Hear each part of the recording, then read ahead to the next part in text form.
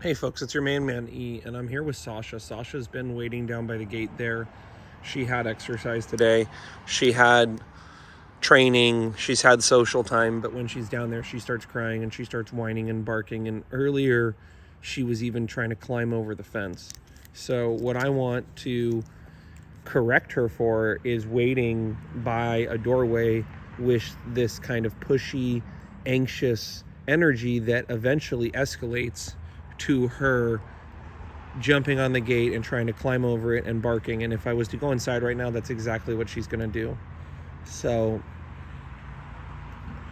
a lot of times these behaviors can actually be fixed very quickly using the remote collar by issuing a correction. So what I'm doing is I'm tapping the remote collar and I'm turning the numbers up until she stops doing what she's doing and she does the opposite.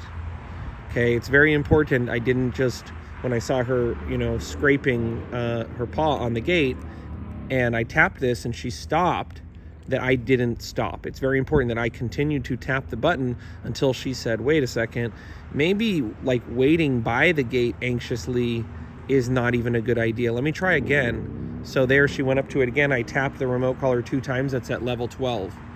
And she went away. Now, the only way I'm going to know if I corrected her, it's not going to be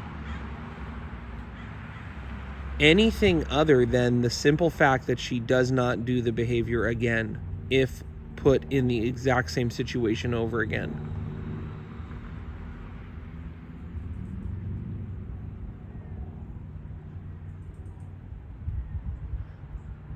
So, because she's sitting here staring at me, I want her to the point that you just stop waiting at a door. Stop waiting by a door. So we're going to tap the remote collar here, and she's going to move away from the door. Now that's been at level 12. And when I first tapped the remote collar, it was at level 4. I turned it up like this. Tap, tap, tap. It got to 12 and she stopped, okay? 12 is a very minimal level, and I have seen this dog and been in situations where using the remote collar at a much higher level was necessary. So watch as she comes back here. I'm tapping the remote and I'm turning it up.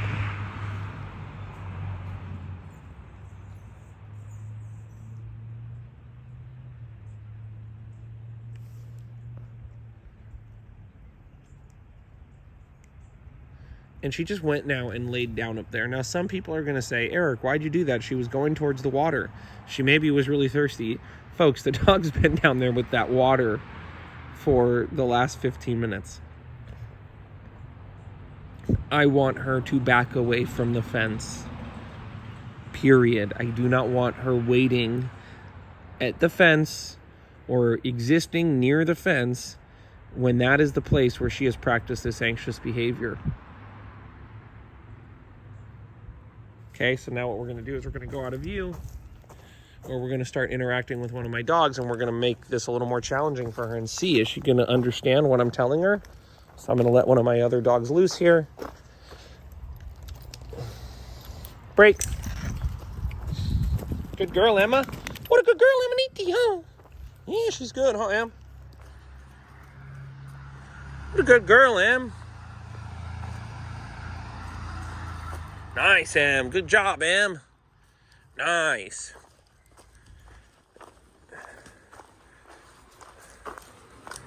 Nice, Em.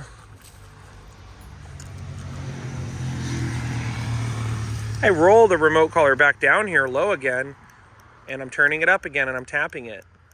Okay? Watch what's going to happen here as I'm turning it up. Okay? It's at 20 now. Okay? It's at 20. I'm tapping it. I'm tapping it again. I'm turning it up. Turning it up. It's at 30.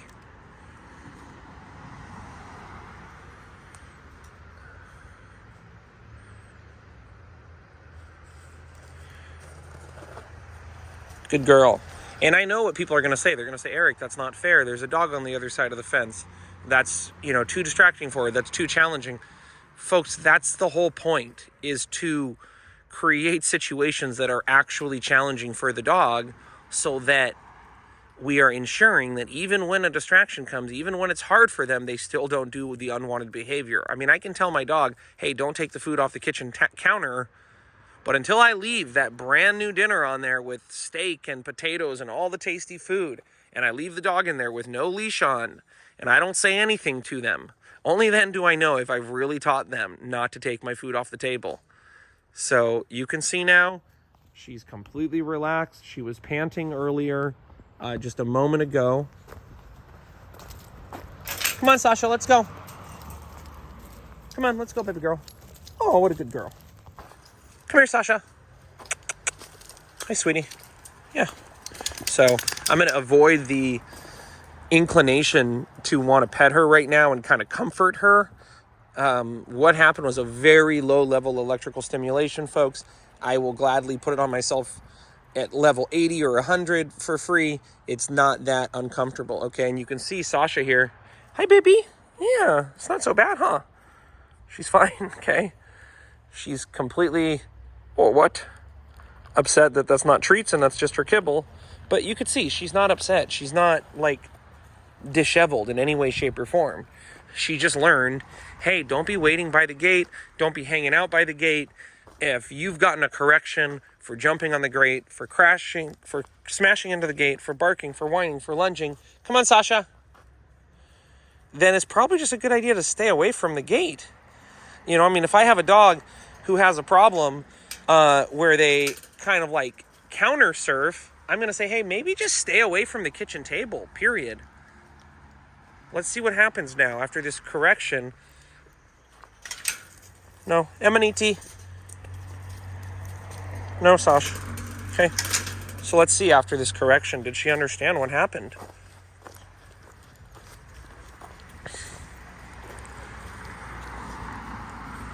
Okay. Sasha, no. So this time I didn't press the remote collar. But she's back waiting by the gate again.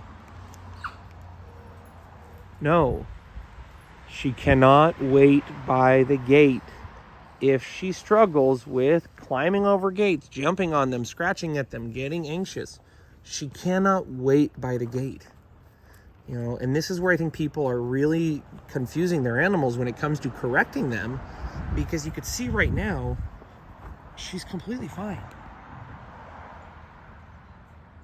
Now, keep in mind, this dog has been here for quite a while, and this is a behavior that I haven't really addressed with the remote collar until right now.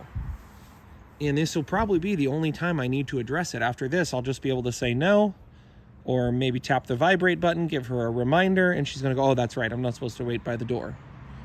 Okay? So you could see, like, she's fine. Okay? She's just relaxing down there. But I think it's so important that, and this is the analogy I use for people a lot, you know, if I'm walking down the street with you one day and I keep walking up to car doors and I keep jostling them like this to see if they're unlocked, and then I go on to the next car, and then you say, Eric, what are you doing? And I say, oh, I'm just seeing if they're unlocked. I'm going to steal from them if they're unlocked. And you go, dude, don't do that, man. That's not okay. I go, oh, okay, no problem. And then I'm walking down the street with you, and I just keep looking in the car. And you say, what are you doing? I'm just looking. Don't look. Okay, so like, corrections mean that the dog is no longer displaying the anticipation or the thought or the intent of doing the behavior again. They are relaxed and they have given up hope in doing the behavior. In this case, waiting by the fence. And yes, I know at one point she went to get a drink of water, but it doesn't matter. I don't want this dog waiting by the fence, period. I want her relaxed like this, chilling, okay? But that's just a demonstration of how corrections work with a dog. How do we modify a behavior with the remote collar when it's a dog that's doing something that's far away from us, and something they've been doing in this case probably for most of their life?